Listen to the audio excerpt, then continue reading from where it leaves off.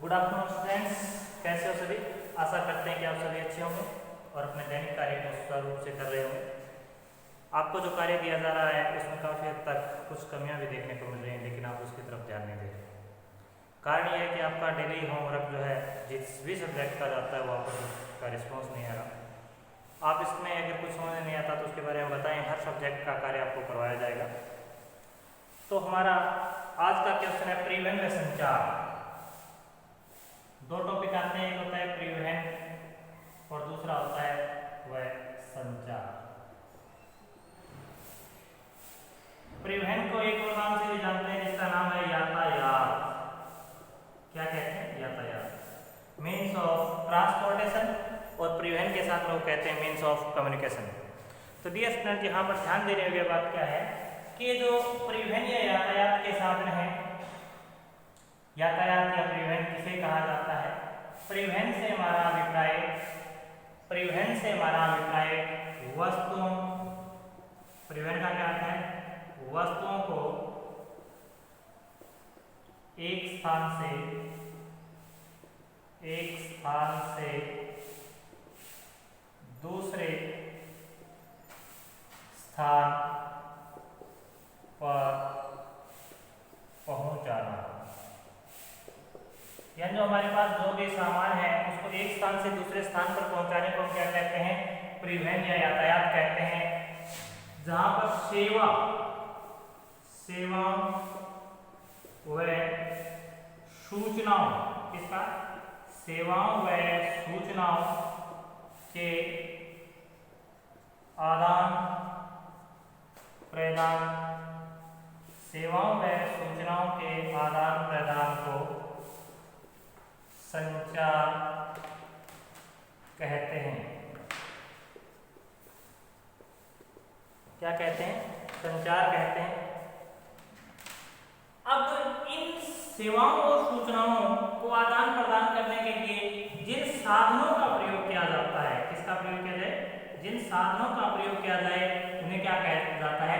संचार के साधन। इन वस्तुओं को एक स्थान से दूसरे स्थान पर ले जाने के लिए जिन साधनों का प्रयोग किया जाए उन्हें कहा जाता है यातायात के साधन। आज कई बार प्रश्न पूछा जाता है कि वर्तमान में संसार के प्रत्येक कोने तक पहुंचने के लिए इंसान को ज्यादा से ज्यादा कितना समय लग सकता है? ज्यादा से ज्यादा 35 घंटे का समय लग सकता है। आज संसार का ऐसा कोई भी कोना नहीं है जहां 35 घंटे से ज्यादा का समय लग सके।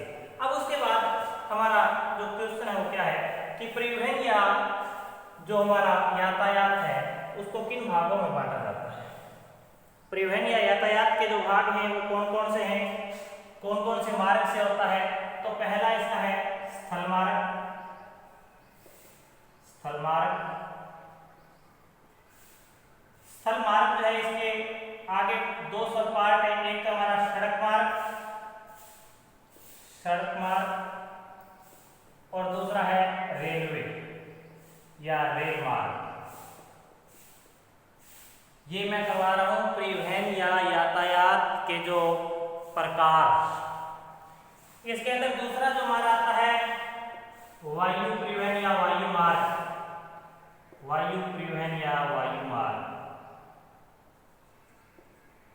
और तीसरा जो प्रकार आता है उसको हम कहते हैं जल मार्ग।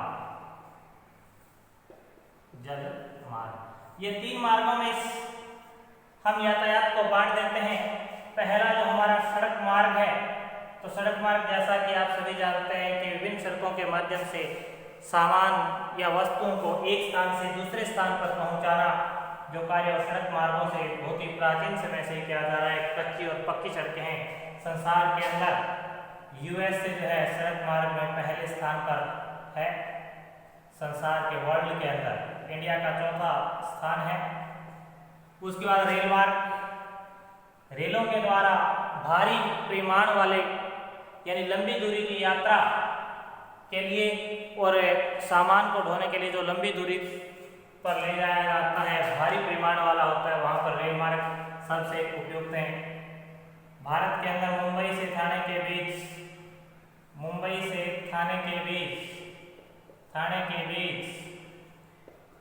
1853 के अंदर पहली रेल चलाई गई थी जो अंग्रेजों के समय में चलाई गई थी।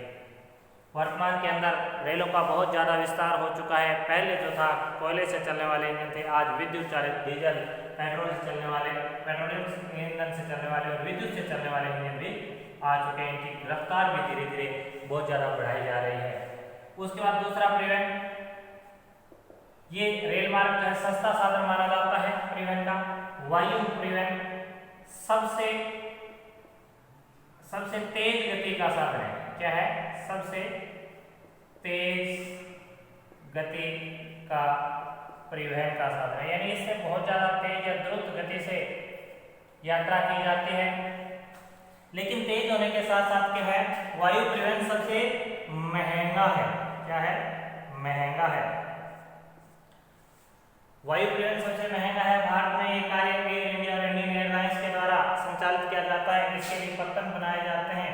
संसार के किसी भी कोने में जाने के लिए जिन दुर्गम स्थानों पर नए जलमार्ग उपलब्ध है, नए सड़कें बनाई जा सकते हैं, दलदल है, पानी है या दुर्गम पर्वत हैं, जंगल हैं, उनसे जाना हो तो इसी मार्ग का प्रयोग किया जाता है। वर्तमान के अंदर जो दवाइयाँ, मेडिसिन हैं या दुग्ध उत्पाद है, उनको पहुँचाने के लिए भी इसका बहुत ज़्यादा प्रयोग किया जा रहा है। उसके बाद तीसरा हमारा जलमार्ग जो बहुत ही प्राचीन समय से ही प्रचलित है।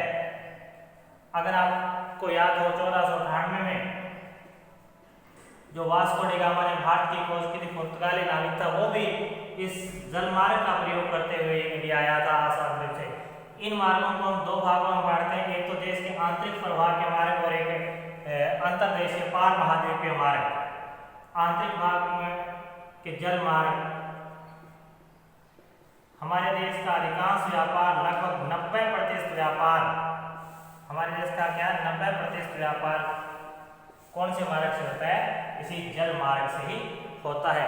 कारण क्या है कि भारत के पड़ोसी देश हैं, वो या तो गरीब देश हैं या विश्वसनीय नहीं है, इसलिए हमें पार महाद्वीप के मार्गों के द्वारा ही, जल मार्गों के द्वारा ही अपने व्यापार को संपन्न करना पड़ता है। तो आज केवल इतना ही पढ़ेंगे।